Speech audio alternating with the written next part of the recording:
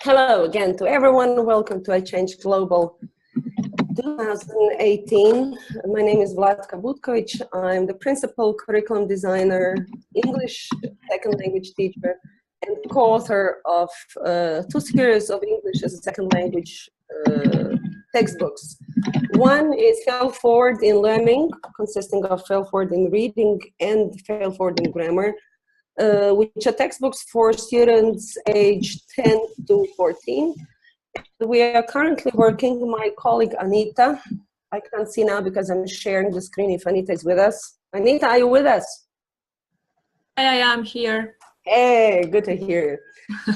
So Anita and I have been working on these books for the last 2 years, and I think they're now finally entering the final stage. We have been using them in our English courses because our students are an active participant of building these books.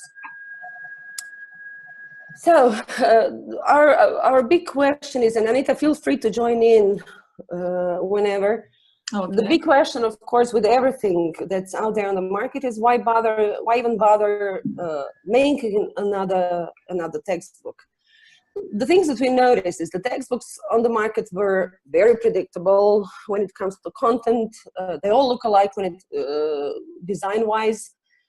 The fonts are terrible to read. But more or less, the kids, after seeing one textbook, regardless of the subject, they kind of knew what to expect in the next one, which doesn't help with getting them engaged. Then the students were bored by the topics. I attended in 2015, I attended Michael Forduk's session at CISA conference, where he talked about the relevance of the topics and the stuff that we teach to the kids. So that the session was on Friday. The next Monday, I came back to our school and I told all of my teachers and asked my students the same question.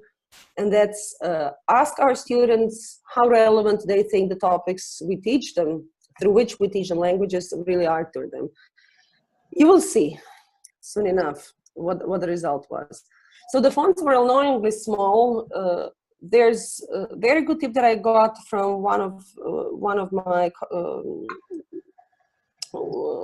the people I work with, special education teacher, and that is that if you switch a font to Verdana 14 and you make spacing 1.4, 1.2 is already fine, 1.4 does the work. 40% of dyslexic children can read the text then. So after we did the first,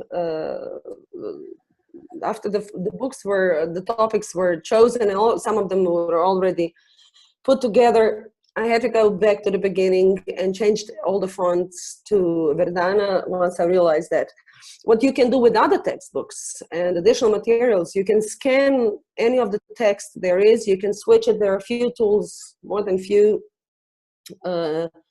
that will help you switch the text from whichever font, switch the text to a Word text, and then transfer that into Verdana, print it out to the kid that has troubles reading, put it in the textbook so that they can read that text. You will see the difference. The students felt detached from the textbooks. They didn't feel as they're even designed for them. They really look outdated when you compare textbooks to the rest of the world that surrounds them. The design was outdated and it doesn't teach them the key features of good design. I attended a session with infographics yesterday, at least it was yesterday for Croatia, where Dinah was telling us about the importance of the design, and I couldn't agree more. It has to be clear, simple, it has to have a lot of white space for them to add their own thoughts in it. So infographics are a very good introduction into and backup for whatever content you're designing, whether it's a textbook or podcast or anything else. Our students were too advanced in English for the books for their age, which was I mean, Anita and I had to build up whichever books we would use for our students because the environment they're being taught in, our school is well known for grammar training. So our kids would really, the books weren't challenging enough for them.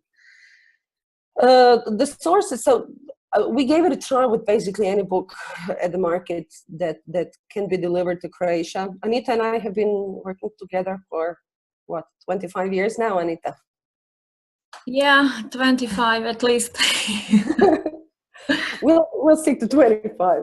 So there's not a book we haven't tried, and the obstacles basically stay the same. With the little kids, with first graders, the most annoying thing is that the letters are not all caps, but small letters, and they're not being told small letters until second term of the first grade, yeah. Yeah, so they have a book and they already feel dumb because they feel that it's expected for them to read already. They don't know the words. They don't know the letters. So the first thing that I did with our students and all of the teachers at our education center did in 2015 already, since it was March, and of course we were closing the school year already in 2 months. What we did, we gave kids piles of papers, of Post-its, and we told them, okay, this is the rest of the book that we have to go through. Mark all the topics that you hate, mark the topics that you like. It was one of the nicest classes I've ever had. You would not believe the reactions they had. First of all, the expression on their faces that they were allowed to say openly. I mean, they used to be allowed, but this was a very clear message to them. Ditch whatever topic you don't feel like. The advantage with languages is that you can actually teach language through any topic. And you know how to work your way through the important vocabulary. One of my students, Jana, who was 7th grader at the time, said that this is the first time anyone ever asked me what I think about the stuff I learned. She said she felt like crying. And what we did is, once the kids made their choices, the kids that liked the topic prepared that topic for the rest of the class. So it means that the children who weren't really much into a certain topic, because you couldn't change them at that point, were still more eager to listen to their own peer than to a teacher. Bare necessities were taught to the students who really hated the topic, but there's always stuff that you have to teach them. But I didn't have to dig in the topic.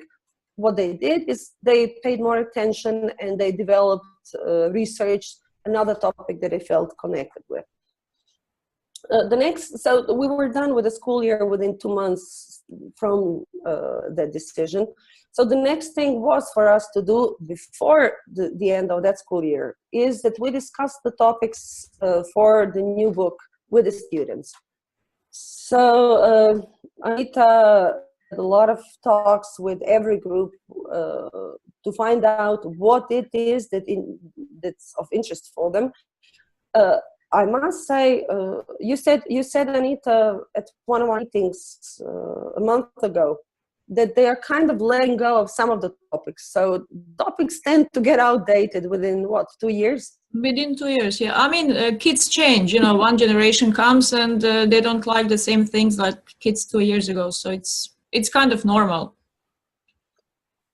Yeah, I mean, we do, maybe we're very easy on them, and we tailor the classes as much as we can according to their needs and wishes. But what we get in return is students who score 100% when they enter at their initial tests when they enter high school. So the results have really proven that this was a good decision. Pay attention to the blue box on the top of the screen is that learning targets are clearly stated at the beginning of every unit. So we discuss the learning targets. We dedicate first few minutes at the beginning of the class to discussing with students and getting from them, if they're very clear what they're expected to master by the end of that class. That way, the students can reflect on their own work. We can provide them future steps. So our wish is to not only to provide feedback to them, but to clearly state with the visual of the book that this is the way you prepare the territory to provide feedback to somebody else. So now, after a year of clear learning targets, we just ask our students to clear what they expect from somebody else to understand, and it's easier for them. So there's a big difference from just telling them what the topics are and what they're expected to learn, from the learning targets that have to explain to them what is the actual skill they're going to gain out of it. Dylan William has written few fabulous books on providing feedback, and there are zillions of videos with Dylan William explaining clear learning targets. I highly recommend him. Another thing is separating reader from grammar. Since our grammar is pretty intense, and in 25 years of teaching, Anita and I have witnessed different approaches. There's always a trend. At some point, they all say that all you need is communication and conversation. That doesn't work, because they never go further from level 8.2. And so we needed our grammar. We're well known by our grammar, but you don't want the kids to hate the grammar. And all the grammar books are really, really visually boring and overloaded with information they don't need at a certain age. We separated the reader from grammar, and now, starting this year, and this is our final, let's say, form of the book, is that the reader will be on one side and the grammar will be on the other. So when you flip the book, it's not two separate books anymore. It's one connected book, so that they have it all together. Why did we want to extract grammar from the reading content? Because we want to encourage kids to read and work on a text. When you show them a piece of text and you immediately tell them, take a look at the grammar in this, then they can't get involved in the topic. They only think about the grammar elements. We want them to get involved. We want them to immerse in the topic and to research further if they're interested in it. The topics will be further developed by students who are interested in them, and then they teach it to they present it to one another, or there's always someone who leads the game and the other one who joins because they recognize themselves in the topic. They do their own research. All of our students have their own cell phones. We have laptops, but we always announce using the laptops because we don't want the students to always have the screen in front of them. And it's not about using the computer during the class. There are plenty of tasks they can do afterwards. We have an iPad, a tablet that is rarely used, I must say, because their cell phones provide all the support we need most of the time. For instance, kids who are faster readers or who are just getting advanced compared to their own class, when they're done with what they're doing, they get their own cell phone. They have to have their own headphones. You have a short video ready for them to sit at a terrace in front of our classroom, listen to that while everybody else is finishing their own tasks. Bring your own device does wonders. There's a recorder in their cell phones. There's the Kahoot that we use quite often, and Google Translator that can be tricky but still very useful, and they love using it. So it's the fastest way for them to go through a text without having to go through different dictionaries and opening different windows. A consistent element within the book is types of conversations. My previous session was about campfire or first turn, last turn models of communication. A teacher who uses our books should be aware that any communication with the students and among students has to be clearly guided, and the rules of communication should be provided in advance. That way you can develop a topic and the class can grow. And we work with our students on presentation skills and providing feedback.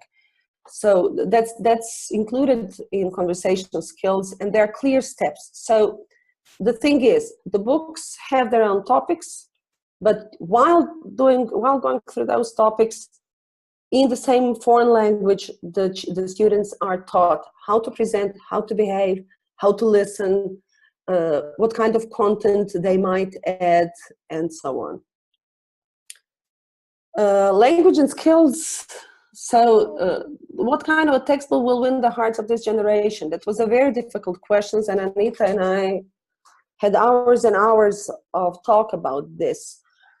I think we've come up with the conclusion that it has to change all the time. But since you can't change the printed volume every year, we have decided that we are building a website as a support to our books. So that's a very live and very changing backup for the books. I'll explain later how students will participate in building that additional content. What improvements do we have to make compared to the existing textbooks? These are some of the questions I'd like to get back to and see what everybody who's joined this session has to have. So I'll get back to these questions. What is the lifetime of a textbook at all? Anita has said 2 years. How do we integrate the method that we are well known for into the books? And how much of the content do we offer, and how much do they have to find themselves? So the method that I mentioned has these elements integrated in every single class that we have. We want to encourage creative thinking, which has to have clear guidance. You can't just tell children to be creative. So there has to be some kind of training for the teachers provided in order to teach in that way. The communication skills have already been mentioned. We work with children on their literacy. They need their writing skills that are, it's a challenging job for them, not only because it's foreign language, they lack writing skills in their own native language. So bringing literacy to a higher level is a very important thing, and it's a great challenge for us. We teach them how to provide feedback in order to collaborate within a group. We use the learning tools, the communication skills, and the vibe they get from the teacher, the music they're welcomed with, ensure that they work within a safe and relaxed environment. The books need to be interdisciplinary, which basically means that when science is the topic, we bring a science teacher to work on a science project with them, and they learn the vocabulary through the science class. Then we get back to the grammar and to some of the additional texts. There are big plans for next year. We have environment and nature as topic for fourth graders, I think, fifth graders. My friend runs Greenpeace Croatia, so we're going to have guests from Greenpeace. They're talking about plastic pollution. So we're going to have guest speakers who will deliver the topic to the students, help us have them immersed in the topic, and then develop the topic further. And of course, global collaboration, that's what EdChange is for, and I'm happy for all the communication, all the contacts that we've had, that I've gained through EdChange so far. I already told you, we started with the printed and the e-version of the book. Definitely the kids need a printed book because they can make it their own then. They can scribble on it, they can put post-its. It slows them down, which is very important compared to reading from a screen. The ebook has links in it, and but it wasn't challenging enough for them because there weren't enough links. No matter how many links you put in an ebook, you still go through them pretty quickly, and you have to build on additional material. So the result is what you see on the right of your screen is No Stress Publishing website. It's still under construction, but the idea is this, that kids just click. A Cup of English is one series of books, and Fail Forward in Learning is another. The student just click there, find their own Cup of English 1, for instance, and they find all the additional texts, videos, games, podcasts. There are plenty of things that are going to be there. They'll find it there, which would make their printed book pretty awesome, because the printing version of the book guides them where to go and what to do on the website. We want the students to be the ones who build on the stuff that's going to wait for the other kids to work on the website. So a podcast they're going to make, we're going to upload that to the website. Writing a text a blog that they wrote, it's going to be uploaded over there, signed by their name if they want to. So children will learn from children, and the website, it's Vic's platform, which I love. That makes it possible to happen. So if you go to nostrespublishing.com, you can see the website as it is now. The rest of my summer will be dedicated to wrapping it up and having it ready for September, and then we're going to build on the content that's going to be waiting there. So yeah, the links to download the ebooks would expire before the books were downloaded. Our parents turned out to be the biggest obstacle for ebooks. We had to share them through what's the tool that we use? WeTransfer. Yeah, we transfer the document, but it expires within 7 days, and the parents didn't find the time to click on the link. So we had to bridge the parents and go straight to the kids, because kids paid more attention than the parents would. Not one kid got stuck with the ebook on his or her tablet, but stayed with a paper book, which proved us that paper books are, maybe it's just Croatian kids, but I really think that getting them away from the screen has its clear advantages.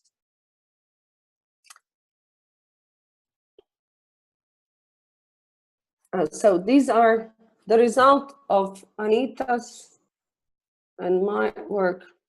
Are Vlatka, sorry. Yes. Are you showing us some links or results? No, it's you see the shared screen with the books? No, I just see you and the other. I see Tilka. Hi, Tilka. Michael. Hey, Tilka. Anna. Oh, but all of it, I'm sorry, is all of it, have you seen the presentation at all? No. Nope. But you're Really? doing amazing.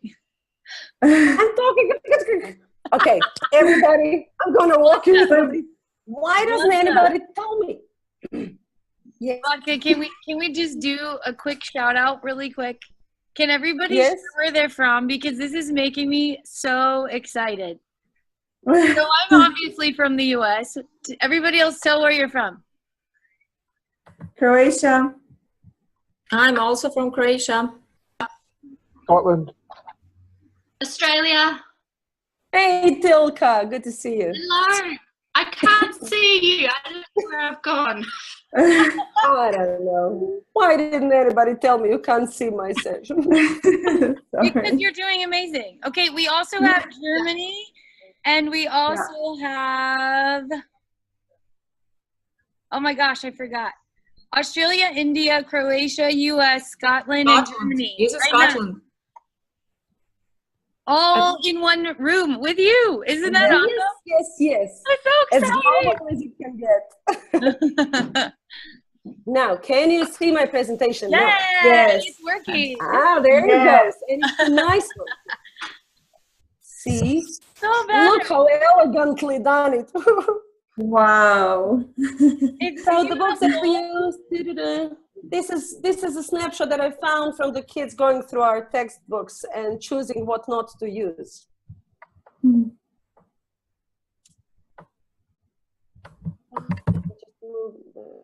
Okay. So I'll just walk you through it so that I find where I'm at now.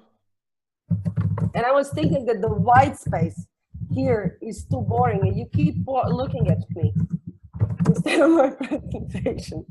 So this is the website that I mentioned, nostresspublishing.com.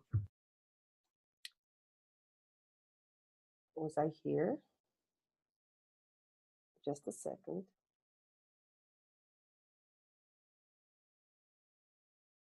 Yes. So, meet our books. Fail forward in reading is followed by fail forward in grammar.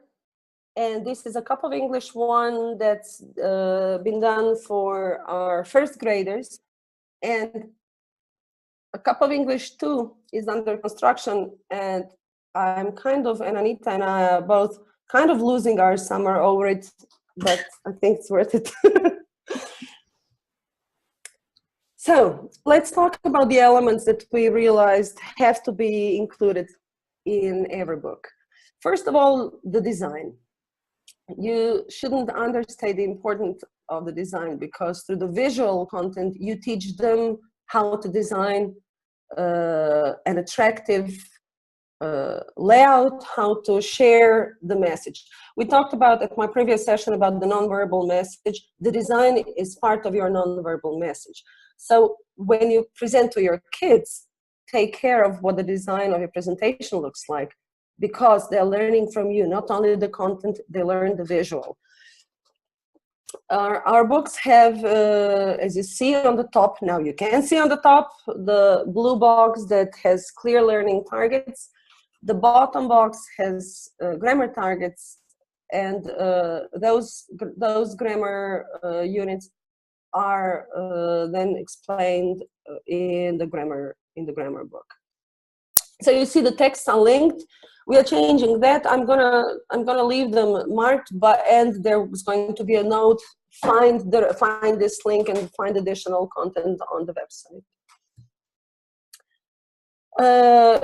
The book, all the topics are introduced through open-ended questions, which means that our teachers are trained into, they've practiced a lot how to post an open-ended question, unlike asking them just a yes and no, questions for yes and no answers. Open-ended questions stir up conversation and helps them get immersed in the topic.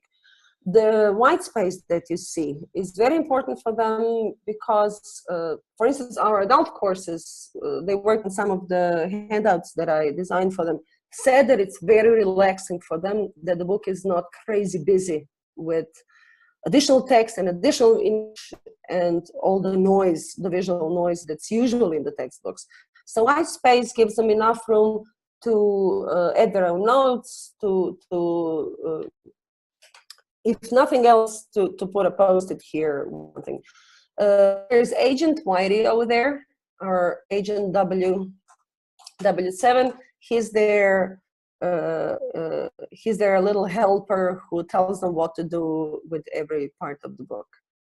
Then every unit has one dedicated to their independent work, which is they're just given a task. They're allowed to use any of the device they have on them, which is usually their cell phone. They can Google, try to go through the translator, whatever they need in order to go through the exercise and then share it with the others.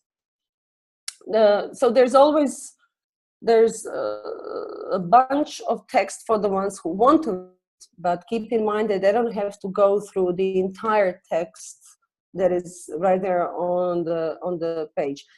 Anita knows. Anita, you can share what you do with when there's a lot of text for them. They kind of go through it in the end, but they don't have to during the class. So Anita, how do divide tasks when you have a bunch of text that they have to go through because of the vocabulary? Well, they can always choose what they want to do. So if someone is interested, for example, if talking about houses here, sometimes they like to talk about the house the kind of house they live in. So they will choose that one. Sometimes they like to talk about the house they don't actually live in, so they would like to learn more about that. But it's always a matter of choice. You know, every class is different, so they can just choose actually what suits them best. Mm-hmm. Yeah. We want to teach them on the go tools that could make it more interesting for them. So, for instance, Google Street View is a very cute tool which helps them either make a 360 image of their own home or rooms or the place where they live. So they can walk the towns, or they can make their own Google Street View image and share it online. We use Google Street View for some other tasks, like when they have to write a travel log, things like that. But it's online tools. Google Street View is just one of the examples. Is something that they are encouraged to use. There are plenty of links to video content that are going to be transferred to our website now. You can see there a typical vocabulary practice, but this is just all the exercises that are in the book are just an example for teachers and students, how they can develop the topic and how they can go through, for instance, the vocabulary that can be tricky for them. We show them few of the tools that we use in order to design crossword puzzles. So one of their homeworks sometimes is to make a crossword puzzle for the vocabulary that's being that was mentioned in the unit. So one student makes the crossword puzzle for the rest of the class. There's Google Forms. They're being taught Google Forms so that they can make their own comprehension check for the rest of the class and share it with others. They can find the content on their own, and they can provide links in the Google Forms with the rest of the class. So there are many ways to develop the content, and it is really, really interesting that you find what works for your classroom, because a group of 10 kids. If I can just interrupt you, sorry. Yeah, I was just about to say the same, because each class is different. So when they finish the text and they've covered the topic and the vocabulary and everything, what they do after that is actually completely free, and they choose for themselves, like if they want to write a story, if they want to make a Kahoot quiz, if they want to make a presentation on the topic. So basically, this part of the unit is never like fixed. So they have another, again, they have a choice to do exactly or to wrap it up the way they want to. That's the point, sort of. Yes, and they listen to one another much more than they do listen to us, anyhow. Yes, we bring topics to nourish empathy, creative thinking, awareness, and discussion.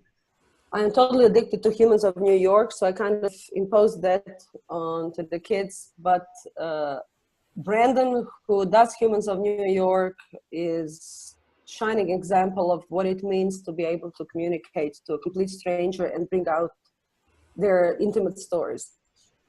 To your right, you can see a story about, oh, that's my husband, but that's not why he's here. Anita told me that his story was the most interesting to all of the students. Because what was the reason, Anita? Because he just loves everything he does. Yes, he's not really bothered. Like, he likes to be lazy on Sundays, do nothing. He likes all kinds of things. And they're like, wow, you can be an adult and like do nothing if you feel like it. So like once you grow up, you have to have like this really serious life. You go to work every day and like you all focus on everything. And then they realize you don't have to, you can have fun. And it was like, wow, I want to be like him when I grow up. Plus, if I may add, our students see your husband every week. Yeah. So like he's a real person. He's there and he's living his dream life. Yeah. And yeah, and he always states that he doesn't feel that he has worked a day in his life because he loves what he does. I think it's a very important message to our students to learn enough about themselves in order to choose the perfect profession for them and to change it if they change. So, you know, pretty big topics, pretty big discussions happen in the classrooms if you just give them tiny little piece of guidance into that direction. This is unit 1 of a cup of English 2. So Anita and I talked about having kids more involved in their paper books, and so this is the first page of unit 1. It's as blunt as possible on purpose. You can see that there is a task for them up to the right, which has designed the perfect classroom. Their job is to color this. They can add whatever they want on this piece of paper, but it takes them further than that. After they do that, they will be allowed to design, to put it in their actual learning environment, and they will be allowed to intervene in their own classrooms. We want to show them that their opinions are valid, that we listen to them, and we really want to help them feel at home in the classroom. They do spend hours and hours in the classroom. The kids build their own learning material, board games, then they build on those board games. So it's all additional stuff to the content they are being taught. They build crossword puzzles. The picture to the upper right corner is a picture of, that was my workshop with students, workshop about multimedia in learning and the tools that would help them master the content. It wasn't necessarily connected to the languages, but they needed the skills. So we teach them how to make a crossword puzzle, how to use Google Forms. We teach them how to use Prezi presentation, although Prezi upgraded to a terrible version and it became tricky to use it. We loved Prezi before, the old Prezi, because the visual of a Prezi is very much like mind map. So they transfer the mind map they sketch on the paper, they transfer that into a virtual form of a mind map and work on that, and there's a presentation. I don't know if Prezi will improve their improvement, but I hope something will happen because the kids loved the old tool, and it took them only 90 minutes to completely master the tool, even in a foreign language, when explained in foreign language. We encourage the students to share their personal stories. If they don't feel like sharing, like being too personal, we let them fake it, but whatever they feel like telling to others in whichever way they want to do it, they encourage. It's displayed all over our school, and it's usually pretty funny stuff. They are taught the presentation skills, they are taught nonverbal communication. I showed these images on my previous session. Guy to the left and in the upper picture is our magician, Patrick. We use Patrick as in our workshop. So what Patrick does is he teaches it's a trick within 60 minutes. Ivana, who's here with us, Ivana is his support when it comes to communication. So when the kids master the trick, they have to present the trick at the end of those 60 minutes, and that presentation has everything. Presenting a trick has everything an actual presentation has to have. So it's time framed, you have to have your posture, you have to be convincing, and you have to really know your content. We start magician classes at the age of, what are the youngest kids, Ivana? 5? Hi, sorry, yeah, they're 5. So kids who are 5-year-olds really do master a trick and present the trick to their parents. After 60 minutes, Ivana, you shared the story in the previous session. Would you mind repeating it? Yeah, no problem. So first of all, we took the kids to a real theater, and through backstage, we brought them on a real stage, and they took an oath. So they became real magicians, and so they promised not to reveal the secrets. They felt very, very important, and like everything was so real. And after our workshop, parents were amazed and shocked how their kids are brave, presenting their magic tricks that they learned like 60 minutes ago in front of 10 other or 15 other magicians, plus 30, 40 parents. They were really, I don't know, happy, a little bit nervous, but through our advices on communication skills and how to stand and how to talk, they were really great. I have to repeat, they were just 5 years old. The thing is, 5-year-olds are at a front door waiting to start their primary school, to become first graders. So everything, the moment they step through that door, it's already kind of a presentation for them. Whatever the topic, you can have the perfect topic in your textbook. If you don't back it up with actual communication skills, practice with the students, they will never get immersed in the topic, and they will never take the most and everything they can out of a textbook. Another thing is to teach them how to collaborate, so the tasks within the books guide them more towards collaboration than towards actual tasks. As Anita said, we let them have their own way of developing a topic, but they have to know how to collaborate. So we have campfire conversations, we have first and last turn models of communication, all of them clear steps that tell them what to do and what not to do while working within a group. Then they can get involved in the book and participate in the content. This is a sample of our, this is unit 1 of Cup of English 1. This comic is done on Pixton tool. Pixton is something I just adore. It lets you design the entire comic. You can choose the characters, you can change the characters, dress them differently, and I've recently got their announcement of improving even the characters, that they'll look even more natural. You can, when you design a comic, you can download it in separate panels, or you can just use it like this as the entire story. It's a great way to introduce a topic to the little kids. Very, very easy to use. So I'll be happy to answer any of the questions later that you have about Pixton. I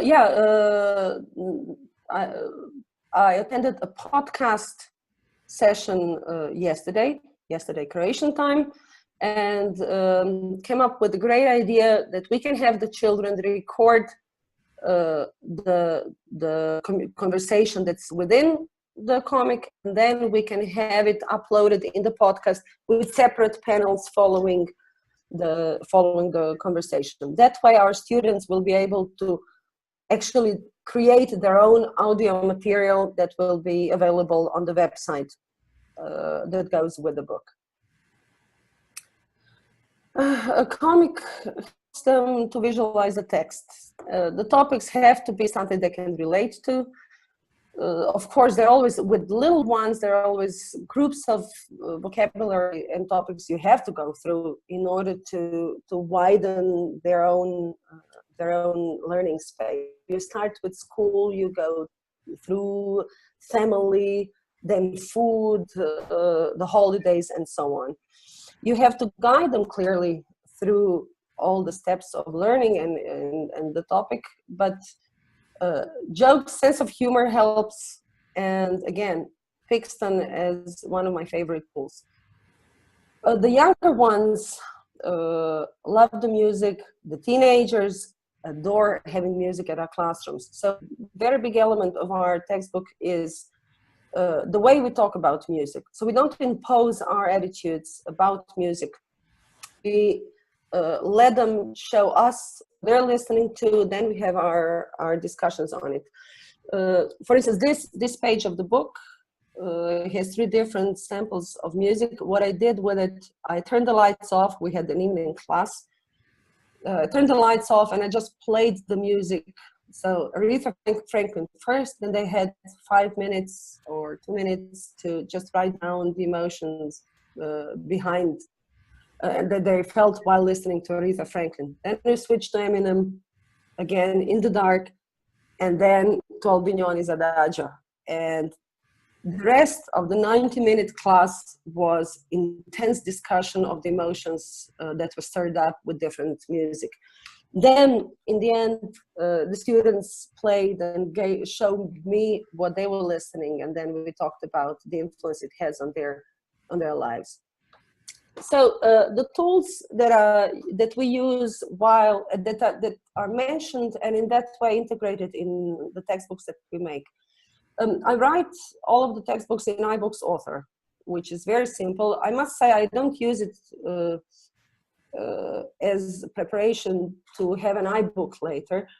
So I disconnect all the boxes within iBooks Author so that I have maximum freedom in dragging the content and making my own decisions when it comes to layouts. I export it to PDF, which is good enough to have it printed out in a printer shop. So the other tools are Pixton, Socrative and Testmos are something that's are new tools for me. I checked them out and they seem like a really good tool to create exercises to follow whatever is mentioned in the book. Socrative and Testmos will be used and integrated in the website nostrespublishing.com, and they will be, so every unit has its own page where exercises that have to do with that unit will be waiting for the kids. The website itself built on a Wix platform. As I mentioned, feel free to ask me anything about Wix. I'm behind EdChange Global. I'm the one who made EdChange Global website. If you like it, I'm happy. If you have any suggestions for improvement, please get back to me. And Wix is so easy to use that we even teach the kids who are interested in doing that. We teach them how to use it. So any topic can be, if you see that kids really like what they're learning about, you can have them much more involved if you teach them how to use it. Да се направи ovaj screen. So you Prednost drži. Možete samo zvuk, mikrofon ugasiti, molim vas.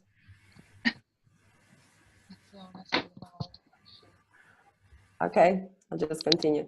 So feel free to ask me anything about using Wix as a platform. Very quick, very easy, and you can have a topic developed all through a semester if necessary. Crossword, there's a link for you. I will leave the link behind for the presentation so you can find it all. A link for the students to learn how to make their own crossword puzzle. It looks very old school, but it's very quickly, very easy to use. Map Street View and Google Earth is something that we use in order to widen the horizons, to help them get out of their own town and get the global picture. And just one thing that to add is from next year, we are going to teach, to have the multilingual approach to language teaching, which means that the students won't be explained in, the translations won't be made compared to their own native language necessarily, but to another language. For instance, if you're teaching English, a translation might be in German, at least per word or an expression. I saw a presentation, workshop by John Nordmeyer, who talked about it at CISA conference in Prague this year. and I loved it. Most of language teachers, at least in Croatia, speak at least 2 foreign languages. So that provides us really, really fun tool, fun way for the kids to understand that there's much more out there and to maybe get them hungry to learn more. The tools that we use is Prezi, Google Forms, a lot of YouTube. That doesn't have to be played to them all at once, of course. They all have to have headphones so that you can play YouTube for or prepare YouTube for a certain child that's faster or slower at something from the rest of them. But YouTube helps you divide the classrooms in smaller active groups. We want to learn Flipgrid, so I'm happy that EdChange Global has connected us with so many people using Flipgrid actively. So Flipgrid is something we plan to use from now on, because we ditched final exams and we recorded the kids' presentations and reading skills. Anita, you can share with the crowd the feedback that we got from the parents that tend to be pretty quiet when they get written assessment of their children. Yes, at the end of the school year, it was not really planned. It was more like a spontaneous idea, but it turned out to be great because the speaking exams they had at the end, I decided to start recording. And I send all the recordings to the parents, little videos. And, you know, depending on the age of the child, they were supposed either just to read the text if they're like 7. Some of them had to read and answer the questions or translate the text, or simply have a discussion topic, and you know they have to speak for like 2 minutes or so. And when I sent the the videos to the parents, the feedback was amazing. They were so excited. Some parents were actually crying when they realized how much their kids know. And they always get a school report at the end as well. But before, with the school report, they did not really bother to get back to you as often and as much as they would want to. But with the video, they were actually over the moon. They were just like crazy about it. And we realized it's not just for the parents to see how their kids are doing, but it's also to get the parents involved. So next year, we're actually planning a new thing again, to have parents invited to their speaking exam just to see them in action. You know, if they can choose when they want to do it, they can choose how they want to do it, but making them a part of, you know, it doesn't have to be a speaking exam. It can be any time throughout the year, but they just have to be sort of present. And then kids feel it's important for them to do better. And it really, you know, when I told them, you know what, I'll just record this and send the video to your parents. They were like, what? Seriously? Really? And they all prepared. They really came prepared. They just thought it was like more important than it would usually be. So it was really cool. I'm scrolling through the messages here in the chat room. Yeah, that's what I keep doing too. I didn't have the time. So let me see if there's anything. Anita, is there anything I've missed so far? I forgot to share.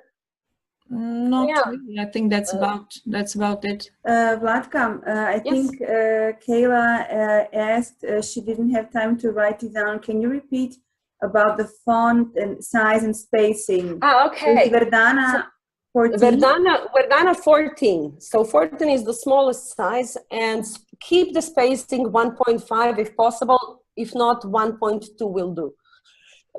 Many of the kids don't really have dyslexia diagnosed, and I think they're borderline dyslexic, or sometimes when they're tired they get puzzled with the letters, and when they're rested they're not. But I saw I had a one-to-one class with a student who was struggling with his English all the time, and then I just gave it a try. So no one told me that he was dyslexic or not. No one ever told him. So I gave it a try. I scanned his book and I transferred that into Word text. Had that the font change in Anna. I printed it out, 2 minutes later, he was smoothly reading, and he could not believe that he can finally understand what it is. For some unknown reason, they tend to use Times New Roman in many of the textbooks, which is very kitschy and terrible to look at, especially in small fonts. So is there any other question that I could help you with? Okay, do you hear me now with the headphones or no? Sorry, let me just leave the shared screen. Okay.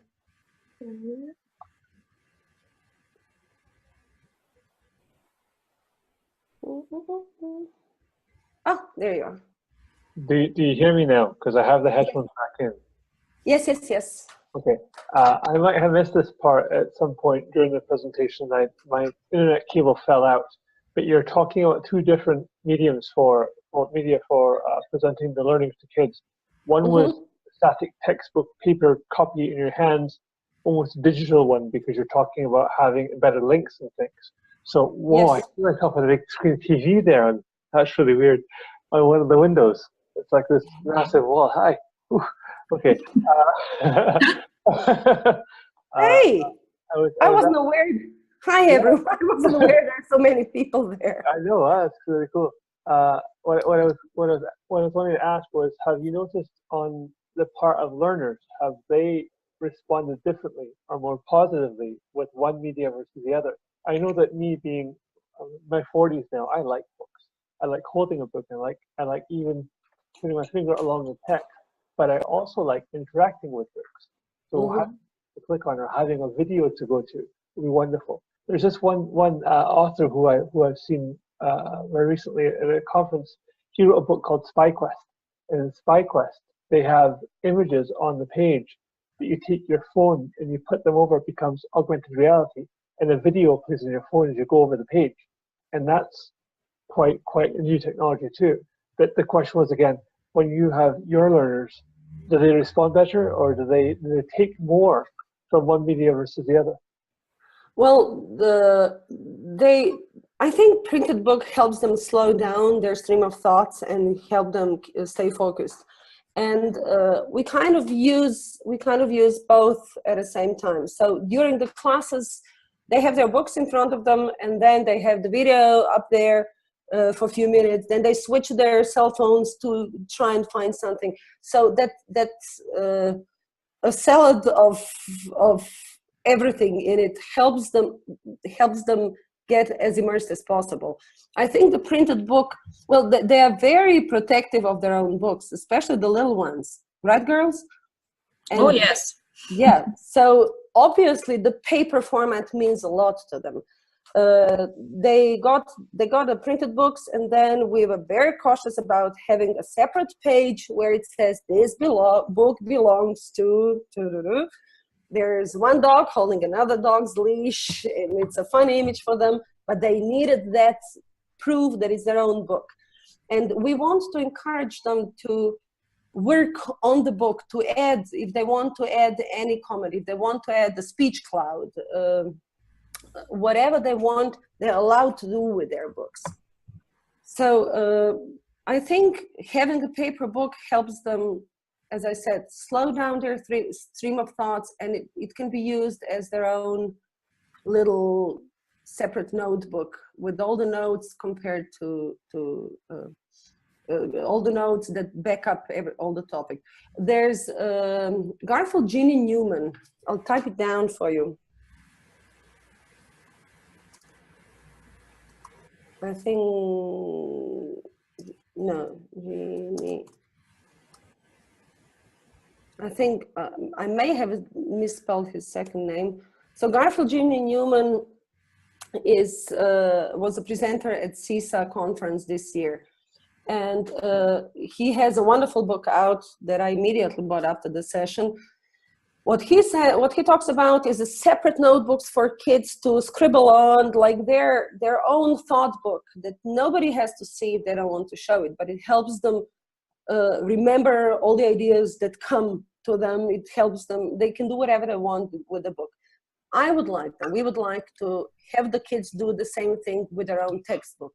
They can do whatever they want with it if it helps them get involved and go search for more, you know.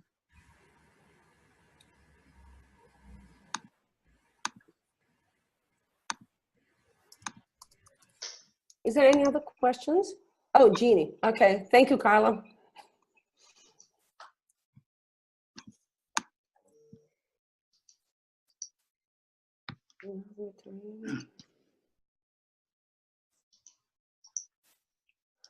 Yes, we hope the podcast session got me really pumped up about building podcasts for students and with students. So, thank you, Michael.